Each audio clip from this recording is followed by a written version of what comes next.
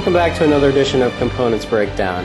Today we're going to look at the 2010 Essen release game by White Goblin Games called Norenberg, which now stands for the city known as Norenberg. Norenberg is a 2 to 5 player game that takes about 90 to 120 minutes to play.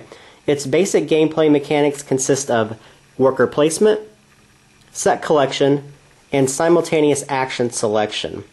So with that, let's go ahead and open up the box. There's a lot of stuff to cover, and we'll start digging in right away to the gameplay. Let's very briefly take a look inside the box.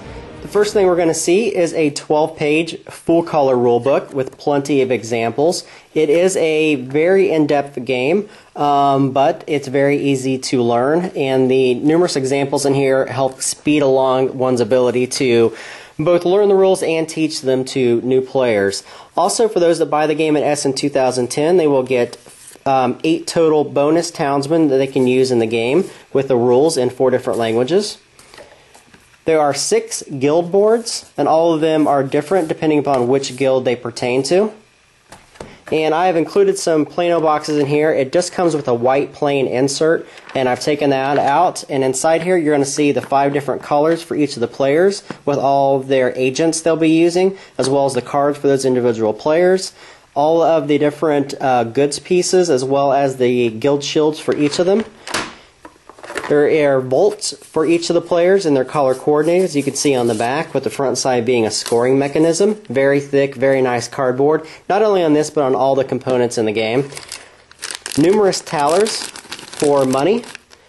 And then the last thing are all of the craftsmen and townspeople markers that are used in the game. So let's go ahead and set up a game and give everyone an idea of how the game plays. There's quite a few things to cover in this very short video, so I will try to do as many things as I can, try to talk as quickly as I can, but as precisely as I can as well. So let's just jump right in and start talking. The very first thing I want to make note of is that I have a 5-player game set up. Usually if you have a 2-player game, you're only going to play with 3 of the guilds. And for each additional player that you add on after 2 players, you're adding 1 additional guild to the game. So make sure you look at the rules prior to being able to set up the game. It's also going to influence the cards that you have in the game. So looking at each of the players, each player is going to start with 1 of the goods that are available from each of the guilds. They're going to start with a vault, and on the other side of this vault is a scoring marker for the end of the game. They're going to start with 4 of their 8 agents, which are, the other ones will go in a bank over here, and these are very huge. I mean, these are huge, big tokens, wooden tokens that are nicely painted. Just want to make note of that. They're also going to start with 1 of their pass markers that's color coordinated to them, and a full set of cards that represents 1 of each of the different 6 guilds. Now, each player has the exact same set of action cards. Of course, there is a bank for each additional 4 characters for or agents for the players. There are the thalers, and each player is going to start with 25 thalers or talers. There are prestige points, which are just simply put off to the side of the board, and then each of the 6 guild boards are laid out in numerical order. If you notice, there is a numbering system that is used for each of these different guilds, going 1 through 6. All the boards look identical, though, with some minor nuances. The first board, which is the brewer, always goes in the first position and has a turn order track on it, which is used to mark which player takes their actions during which phase of the turn. Also, there are guild crests, which are placed on each specific guild. And there are craftsmen, 4 craftsmen per board, and they go from 1 to 4. And then there are guest windows at the top, and again, they go from 1 to 4 in the opposite direction. Also, each guild has their own specific good, and the guild houses are the brewer, the baker, the shoemaker, the printer, the tailor, and finally the hat maker. So, how does a typical turn work? Let's start talking about the actual game. Now, the object of the game is to have the most victory points at the end and influence the most influential craftsmen in the game. So that is accomplished in a couple different ways. So the very first thing that happens in the game is that each of the players is going to take a planning stage that is all done simultaneously. So each of the players is going to plan to use up to X many cards they wish to use in that particular round. The number of cards they can use is determined by either how many they wish to use or the number of agents they have. So at the start of the game, every player has 4 agents in front of them.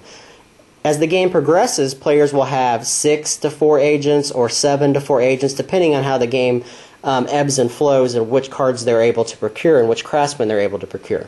So typically speaking, let's just say that the green player here decides to use the brewer. Now all these are kept secret, and once they decide how many cards they wish to use, they simply place them in front of them, and they take their pass token and lay it on top of the cards that are not being used in that particular round. Every player chooses, and then we'll go through the round in order by the number of guilds. So we always start with the number 1 guild, and then the player says who has a brewer action. So all the players look through the cards that they picked and flip over a brewer if they decide to go there for that turn. If they did, they place one of their agents on top of the card, and then they will go in the order that the turn track shows. So being the green player and the first player, he's allowed to do one of 4 different actions. The first action, and we'll just get out of the way, is to do simply nothing. If you do nothing, you take your agent and place it on the roof. There are times when passing, I guess, is a good thing. And then they take their card and they put it back underneath of their cards that they did not use for the round. The second thing they can do is they can actually sell at that guild.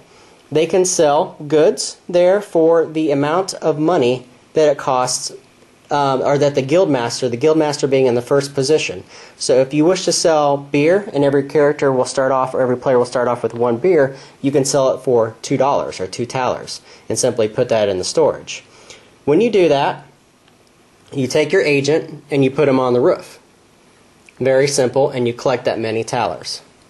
The second thing you can do is you can request a guest and then change the player order.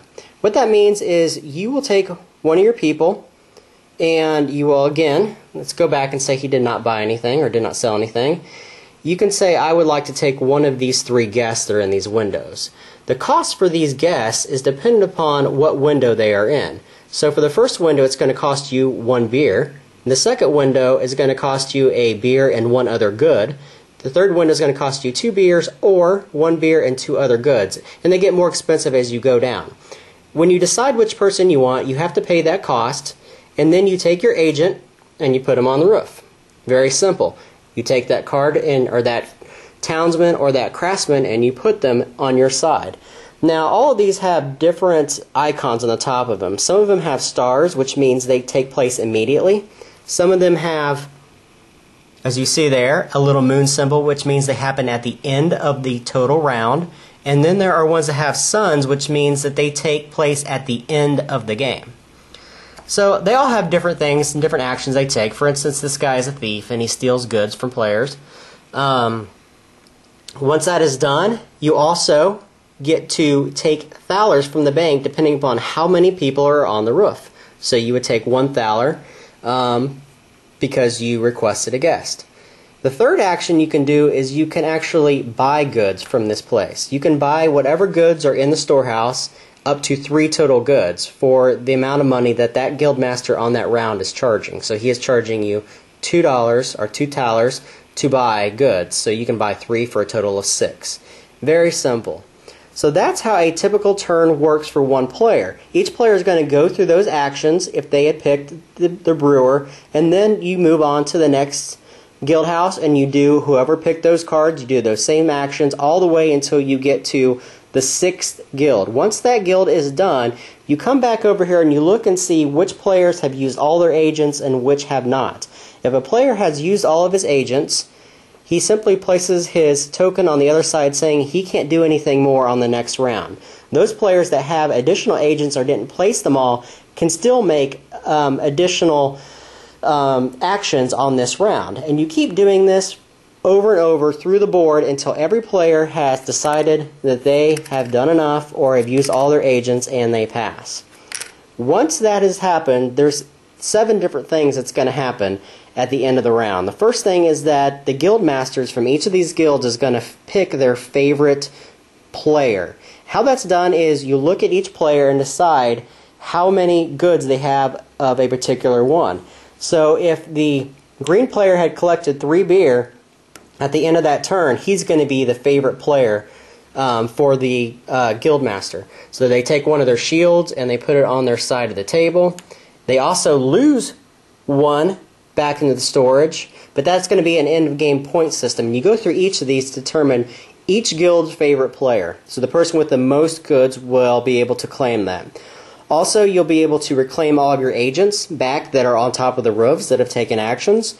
You're going to collect income. Every player collects 3 income. There's also other ways to collect income from cards, or not from cards, but from the craftsmen. You can flip over your pass tokens, so each player is going to go and flip back over their pass tokens to start a new round. New guild masters are going to slide into place. So if this guild master, if he had chosen the green player as his favorite player, not only would he get the shield, but he would get the guild master as well. And then all these would slide down into place as such. And the next thing is you would refill the lodge, so all these would scoot to the left. If anything is in the first marker and did not get purchased in that guildmaster's guest quarters, they would get taken off the board. And the last thing is that you select a new prestige guild, which I didn't really talk about and I'm not really going to get into, but at the beginning of each of these turns, one of these guilds is going to be the most prestigious guild. And it depends upon whoever has the highest guildmaster at the time, and that is awarded to at the end of the round. So basically what's going to happen from turn to turn, players are going to be picking guilds, buying goods, selling goods, trying to determine which guests they wish to purchase, and always trying to find out the best way to earn points either then or at the end of the game. The end of the game is very, very cumbersome, not in a bad way. If you look at the rule book here, you see that there are a lot of end-of-game scoring systems. There's stuff for townsmen bonuses, majority of craftsmen for each guild, craftsmen of 30 plus, all craftsmen type, richest player, crest collections. There's just a lot of different ways to score at the end of the game, which in my opinion is one of the most rewarding style of games out there. I love games that do this. Games like Stone Age that have some really funky end-of-game scoring. I love that kind of stuff. And this game really shines in their end-of-game scoring. You really don't know until the very end who's going to win, and even then it tends to swing right at the end when players can amass certain amount of guild crest or guild points from certain different locations. This is a really, really in-depth, excellent game that is going to be impossible for someone to really teach in a video format. You have to sit down, you really have to learn the crest, you really have to learn, not the crest, but the craftsmen and the townspeople in here to really get a good appreciation for what this, this game really brings to the table. It's an excellent worker placement game. It's really well thought out. It's got some really fabulous components. You see a hat there. It's a beer meeple. How awesome is that? Boots, some cloth, some purple cloth, some printer's paper, and some looks like a cupcake or whatnot. Really nice components throughout, really nice artwork throughout, really well thought out design. This is an excellent game, and it really is going to be one of the highlights, I think, at Essen 2010. That's Norenberc, and thank you for watching.